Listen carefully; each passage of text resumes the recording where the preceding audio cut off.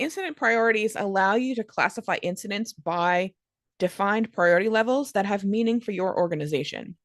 Alerts are going to have different severity levels, notifications have different urgency levels, incidents can be classified into different priority levels.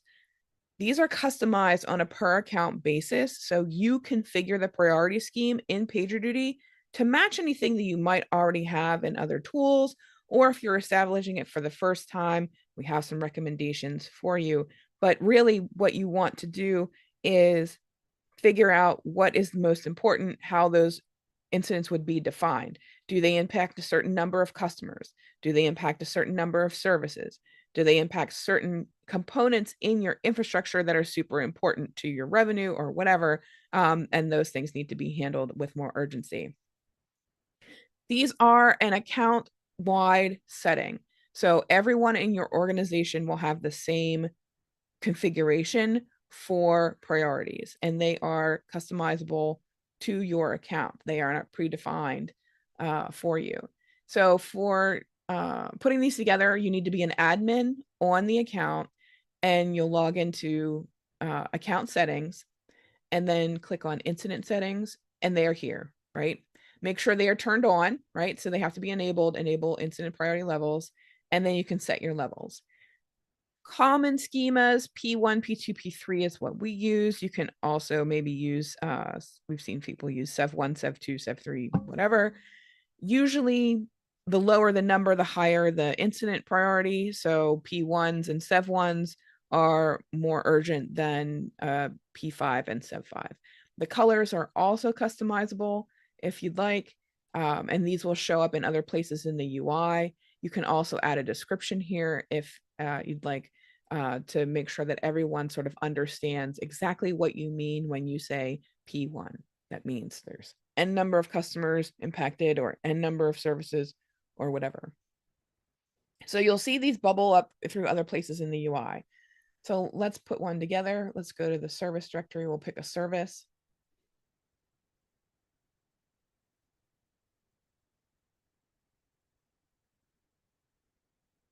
I'm going to declare a new incident.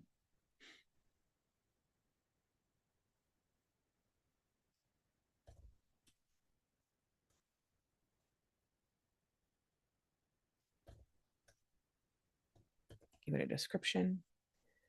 Urgency is how responders are notified. So all of your responders have settings for high urgency and low urgency alerts. That has nothing to do with the incident itself. That's all their behaviors there.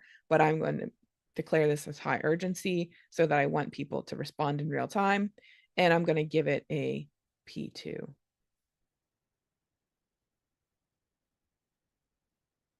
Then when you see the incident page, you'll see priority here at the top, right? There's a drop down here. You can actually raise or lower the priority during the running of the incident.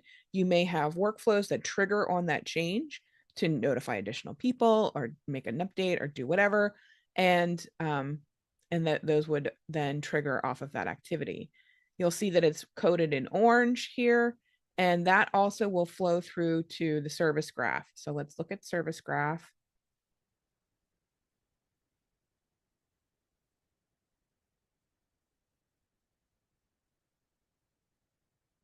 I have an incident running on this particular backend service.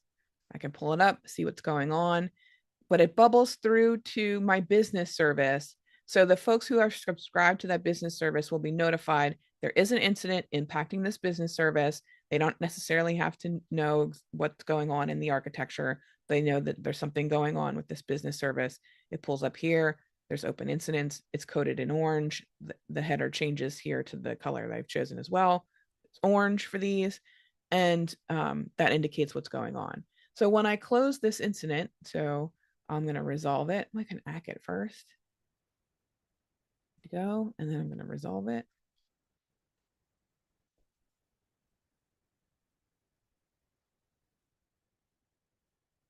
Okay, that priority rides as part of the incident. So if I have requirements to write PIRs for certain levels of priorities of incidents, that will carry through. And then we'll also update the service graph so that I know everything has been cleared here. So everything is good to go. So like I said, these are customizable. There are 5 categories. You can name them what you'd like, depending on what requirements you currently have, or you can establish new ones and put that description in so everyone understands exactly what a P1 is versus a P5. Thanks for joining us for this tutorial. If you have any questions or comments, or you'd like to send us some feedback, you can join us on the PagerDuty forums at community.pagerduty.com. We would love to hear from you. If you like this part of our product and have good experience with it, give us a shout. If you have any other questions or comments, please let us know. In the meantime, we'll wish you an uneventful day.